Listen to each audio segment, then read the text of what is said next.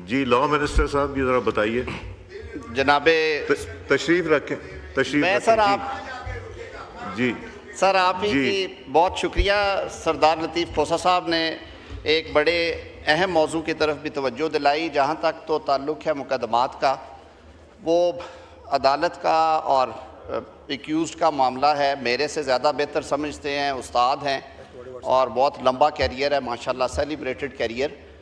यहाँ पे हनीफ अब्बासी बैठा है, ये मेरा भाई, उम्र कैद हुई थी, इन्हें भी रात ही को हुई थी सर। 1.5 साल मैं ही भुगतता रहा हूँ और ये जेल में थे, फिर हो गई ज़मानत, फिर बरियत भी हो गई, अल्लाह ने किया, आज दोबारा असम्बली में बैठा है।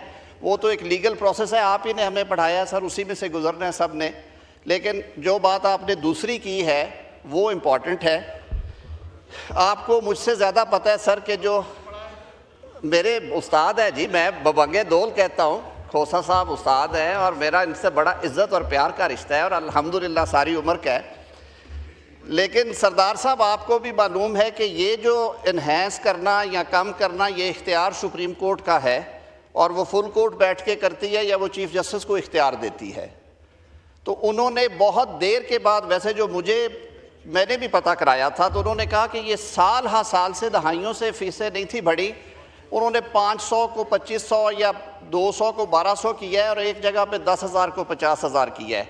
उन्होंने मुझे रैशनल ये दिया था, जिससे मैंने पूछा था उसने मुझे ये रैशनल दिया कि सरदार साहब ये बात करेंगे उनसे पूछना कि जब 1994-95 में तुम उनके साथ थे तो वो लेते थे 1 लाख रुपया फीस, अब वो लेते हैं 1 करोड़ रुपया।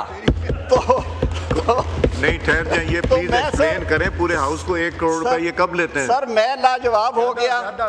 कोई था सरदार साहब ये बताइए, आप 1 करोड़ रुपए फीस लेते हैं? स्पीकर साहब नहीं, वो कह रहे हैं मैं ज्यादा लेता हूँ, आप गलत कह रहे हैं। सरदार साहब भी तो ही ना करें, 1 करोड़ नहीं, ये पहले फीस का बताइए, आप कितने करोड़ लेते हैं?